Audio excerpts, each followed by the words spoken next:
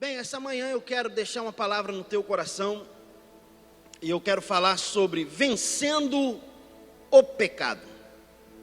O pecado é algo que nos destrói.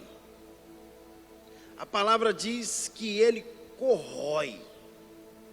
Pecado é a única coisa que nos separa de Deus. Isaías diz que há um abismo entre nós e Deus por causa dos nossos pecados.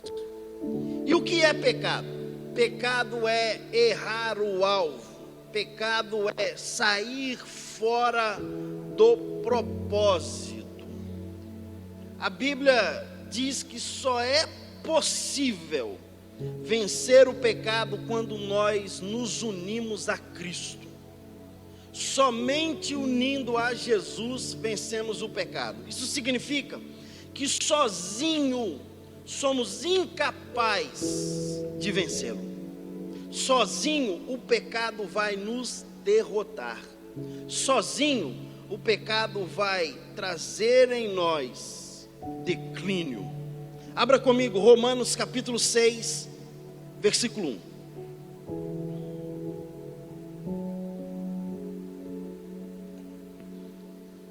O que diremos então? Permaneceremos em pecado para que a graça possa abundar? De forma alguma.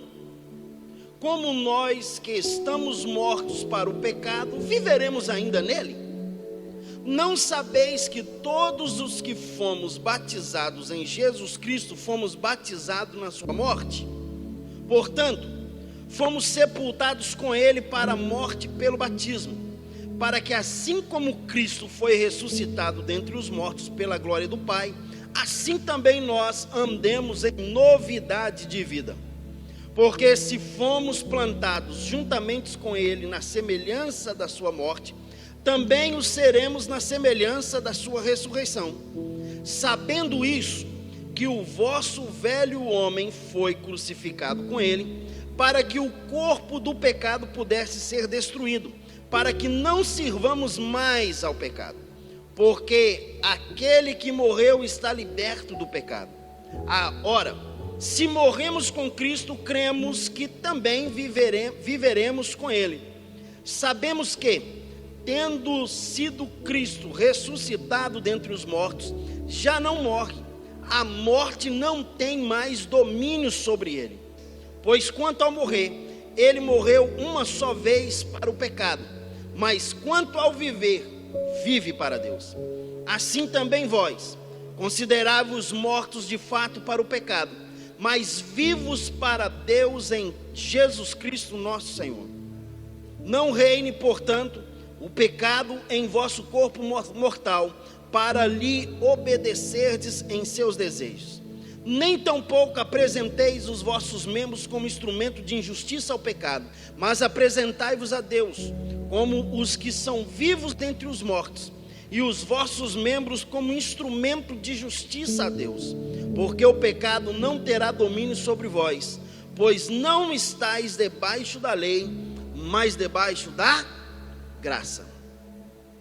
Paulo está trazendo uma palavra aos romanos, e ele vem discorrendo acerca da graça e da lei. Ele diz: que diremos então? Permaneceremos em pecado para que a graça possa abundar? Pois ele mesmo tinha dito: onde abundou o pecado, superabundou a graça.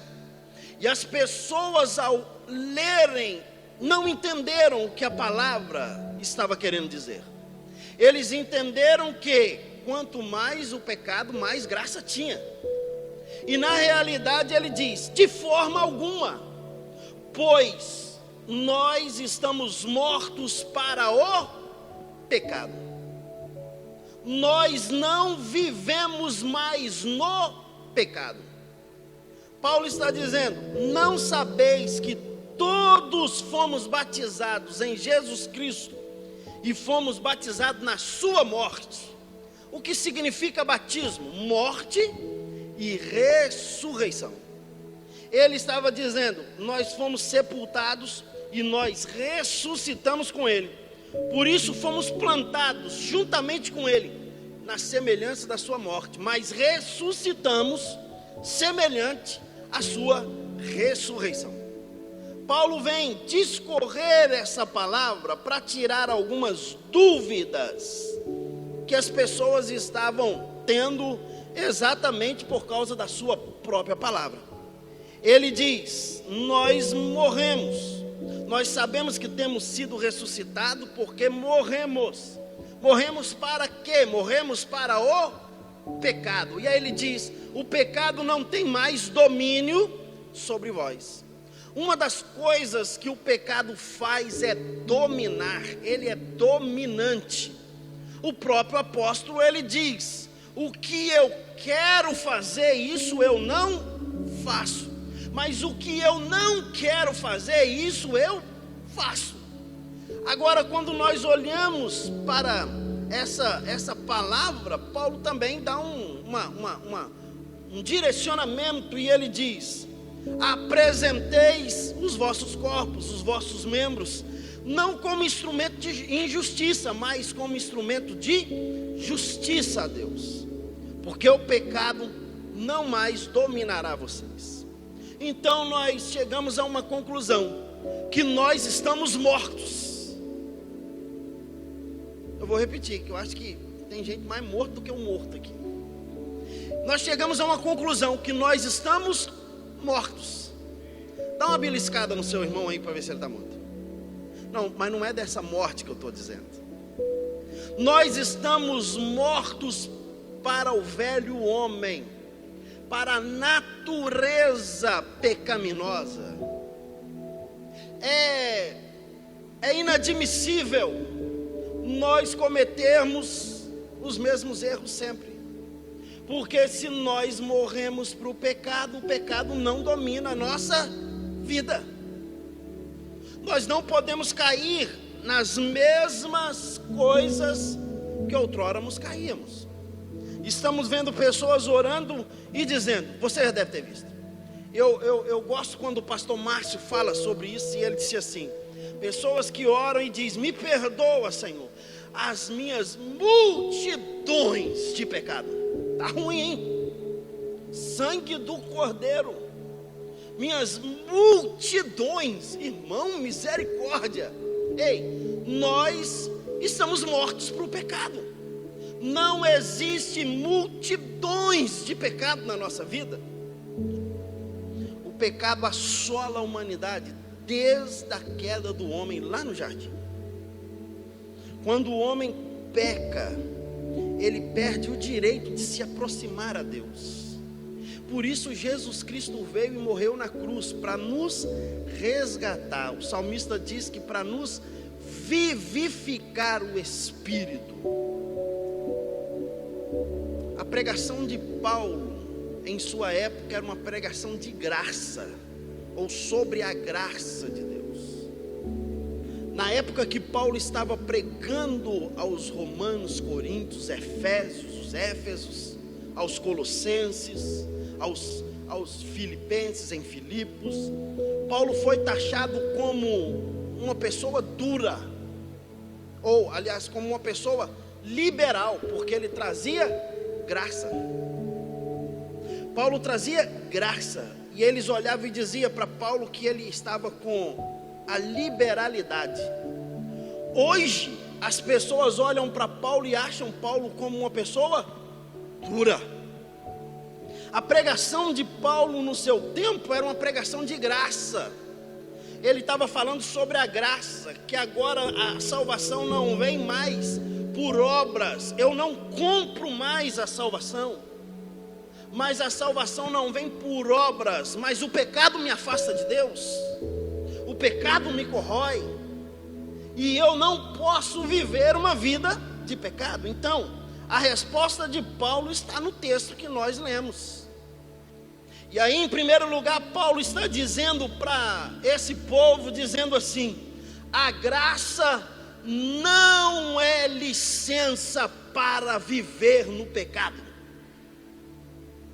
Porque é graça, viveremos então no pecado? Não. A graça não nos dá licença para continuarmos pecando. Se nós morremos para o pecado, como continuaremos nele? Não tem como viver mais no pecado. Que diremos? Permaneceremos nele. A graça é tão exigente quanto a lei. Como eu venço o pecado? De que forma eu posso vencer o pecado? O pecado é pesado. É pesado ou não é, gente? É pesado. Alguém um dia disse para uma criança na escola bíblica dominical. Ele perguntou: como eu vou vencer o pecado? A professora pegou uma Bíblia. Abre a mão. Ele abriu a mão. Colocou a Bíblia na mão dele. E disse para ele assim: se você ficar a aula toda, enquanto eu estiver dando aula, aqui na escola bíblica, com a sua mão erguida assim, e com a sua Bíblia na palma da mão, você vence o pecado. Aquela criança olhou e falou assim: isso é mamão com açúcar? O que é uma Bíblia? Quanto peso tem uma Bíblia? Não pesa nada. Traz para cá. Pegou a Bíblia, ficou com a mão estendida. A Bíblia pode não pesar nada. É leve. É leve ou não é, irmão? Acho que tem gente que está achando que a Bíblia é pesada. É leve ou não é leve? Você consegue segurar ela assim? Consegue? Você consegue fazer isso com a sua Bíblia? Faz. Ei, mas deixa eu te dizer algo. Com 5 minutos o braço vai doer. Com 1 hora você não consegue ficar com ela assim. E ela é leve. Esse aqui está levinho, eu já estou doido para baixar. Porque existe algo chamado lei da gravidade. Aqui é o peso. Pastor, não entendi, então vou te explicar. Sabe o que acontece? É impossível segurar a Bíblia ou um livro assim. Então é impossível achar que o pecado é pequeno. Deus não tirou você do mundo. Deus não tirou as tentações de você. Mas Ele diz: quando você for tentado, não ceda. Deus resolveu fazer algo. Deus resolveu então matar você. Porque a única fórmula da gravidade não ter mais força é quando você está morto. Deus então mata você quando você vai à cruz com Jesus.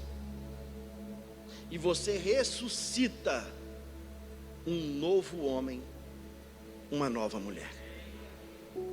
Quando você aceitou a Jesus como Salvador, você foi batizado em Cristo.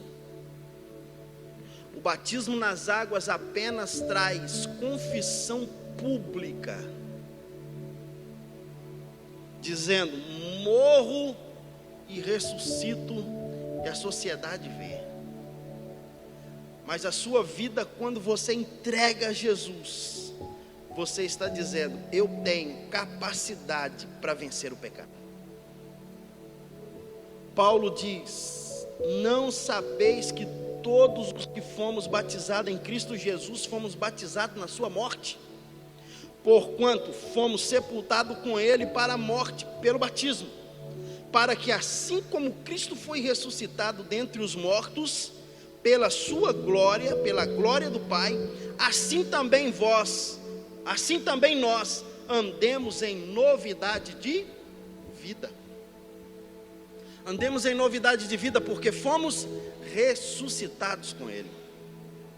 Se você é um com Cristo, você foi à cruz com Cristo. Se você é um com Cristo, você ressuscitou com Cristo. Não vencemos o pecado pela nossa força, não pela nossa autodisciplina, mas vencemos o pecado através de Cristo na cruz do Calvário. O velho homem nunca será vencido, irmão. O velho homem sempre vai brotar. E aí Paulo vai dar algumas orientações para que a gente possa vencer o pecado. Em primeiro lugar, para que eu vença o pecado, eu preciso saber algumas realidades. Eu preciso saber algumas coisas. Eu preciso saber que o pecado destrói. Eu preciso saber que o pecado me afasta de Deus. Eu preciso saber que o pecado me corrói. Mas eu também, para me vencer o pecado, eu preciso saber algo. Eu preciso saber aquilo que eu acabei de dizer a você, que na cruz eu ressuscitei com Cristo e o pecado não domina mais a minha vida. Eu agora sou um novo homem, eu agora sou um novo ser. Olha o que diz versículo 6, Romanos 6,6 diz assim: sabendo isso, sabendo o quê? Que o vosso velho homem foi crucificado com ele. Ei filho, você precisa saber que você foi crucificado com Cristo e agora você é uma nova criatura. O pecado não domina você. O pecado não toma conta da sua vida. E ele diz, para que o corpo do pecado pudesse ser destruído. Você já foi morto no corpo do pecado. Agora, para que não servimos mais ao pecado, nós não podemos servir ao pecado. Nós servimos a Cristo porque morremos com Ele e ressuscitamos com Ele. A provisão de Deus para você vencer o pecado é saber que o velho homem, a sua velha natureza, já morreu. Fala comigo, eu morri. Você está morto, irmão. Você está morto, filho. Agora, uma das características de morto: morto não reclama. E nós temos um pecado que vem carregando a nossa vida, chamado reclamação. Morto não reclama. Para de reclamar, irmão. Tem gente que reclama de tudo. Tem gente que reclama de todos. Tem gente que reclama de A e de B, reclama até de Deus. Morto, uma das características de morto, morto não reclama. Agora nós morremos e nós ressuscitamos. E quando ressuscitamos, nós falamos coisas diferentes da que nós falávamos outrora. O que é ressuscitar em Cristo? Irmão, eu fico pensando, tem hora, como foi as conversas de Lázaro depois que ele ressuscitou? Você acha que Lázaro ficava falando, não, mas Marta é a mulher mais enjoada que tem, Marta fica cuidando da casa, Marta fica fazendo isso, Maria é um doce, Maria é gente boa, mas Lázaro, depois de 4 dias morto, irmão, o que Lázaro viu, o que a sua alma sentiu, Lázaro agora começou a falar do que ele viveu. Se você ler João capítulo 12, você vai ver que as pessoas iam na casa de Lázaro, Marta e Maria, para ouvir Lázaro. E Jesus nem estava lá, para ouvir o que Lázaro tinha para dizer. Aí eu vou perguntar, porque eu não posso deixar passar. As pessoas vão na sua casa para ouvir o quê? Reclamação. Reclamação da igreja, reclamação do pastor. Misericórdia, irmão, não faz isso não. A gente já tem tanto problema. Reclamação do pastor, reclamação do irmão, é reclamação da irmã, é reclamação disso, é reclamação daquilo. Ei, quanto mais você reclama, significa que você está vivo. Você vai ter que morrer. Só olha para esse irmão que está do seu lado e diga para ele assim: você vai ter que morrer, irmão. Fala com ele: você vai ter que morrer. Deixa eu dizer algo para você: não é eu não quero morrer. Ei, você vai ter que morrer. Se você quer uma nova vida, tem que morrer. As pessoas iam na casa de Lázaro para ouvir o que Lázaro tinha visto. Não era para ouvir o que Lázaro tinha passado com Marta e Maria antes de morrer, não, irmão.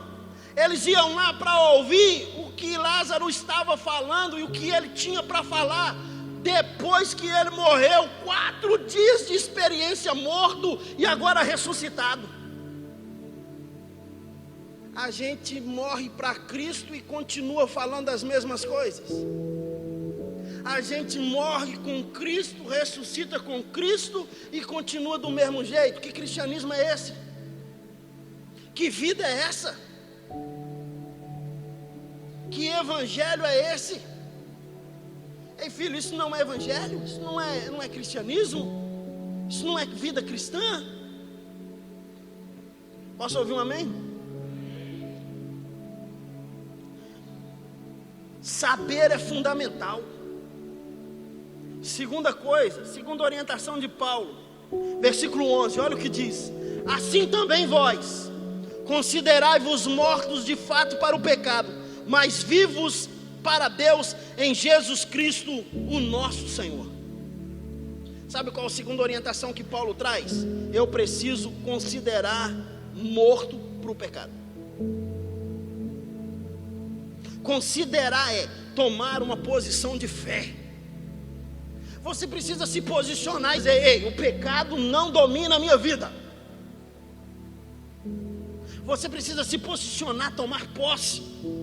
Você precisa olhar para o passado e se ver livre do pecado. Considerai-vos mortos ao pecado. Considerai-vos mortos ao pecado. Um dia demos a oportunidade para um irmão dar um testemunho na igreja. Sabe aqueles testemunhos que você dá a oportunidade para o cara falar e você primeiro não pergunta para ele o que ele vai dizer? E aí ele foi para frente da igreja e foi dar o testemunho. Me lembro como se fosse hoje, eu com mais ou menos uns 17 anos de idade. Irmão Francisco, ele subiu para o púlpito e começou a dizer sobre algumas coisas, sobre alguns pecados que ele cometia. E eram pecados cabulosos, vamos dizer assim, porque não existe pecado diferente de pecado. Pecado é pecado. Mas ele, na sua simplicidade, achou que eram pecados cabulosos. E ele falava: pois eu fazia isso, eu fazia aquilo. Aí de repente ele parou e disse assim: não, eu não. A Bíblia diz que eu já estou morto por pecado, né, irmãos? Aos irmãos então, irmãos, o defunto eu fazia isso, o defunto eu fazia aquilo. Viralizou na igreja o irmão defunto.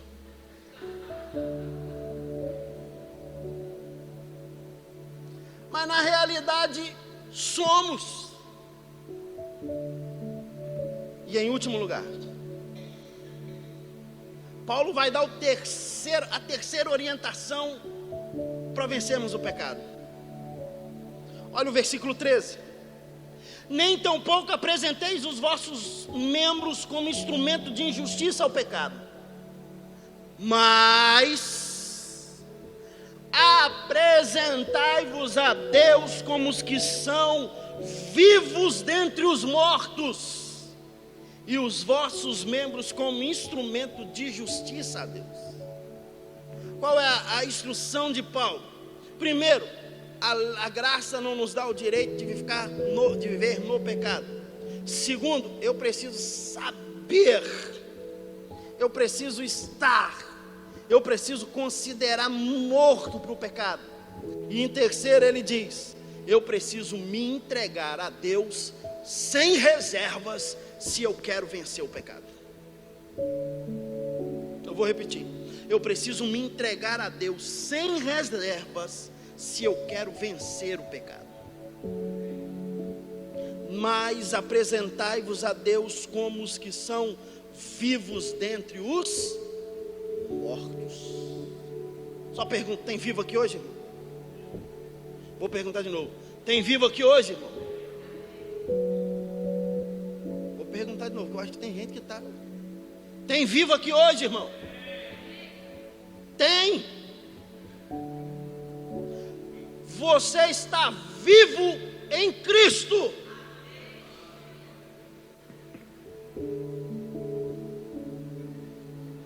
Agora posso dizer algo?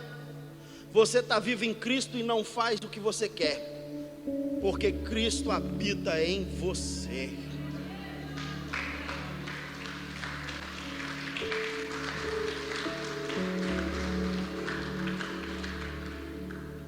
Se Cristo habita em você, as suas opiniões não servem para nada. O que vale é o que Cristo está dizendo. Se Cristo habita em você, é você quem vive, porque Cristo vive. Quando não há restrições, quando há uma entrega total, quando há uma entrega inteira a Deus, nós entendemos que nós morremos com Cristo e que nós ressuscitamos com Ele. Quando há uma entrega total a Deus, nós estamos ouvindo a voz de Deus e não estamos ouvindo a voz do nosso antigo dono, o nosso inimigo. Quando há uma entrega total a Deus, nós nos reservamos a Deus, nós nos reservamos ao Senhor. A minha palavra essa noite, nessa manhã para você é: se entregue totalmente a Ele, para que nós possamos ser bem-sucedidos, para que nós possamos viver uma vida separada. A gente precisa se entregar totalmente a Ele. Quantos estão dispostos aqui a se entregar totalmente ao Senhor essa manhã? Fique em pé no seu lugar.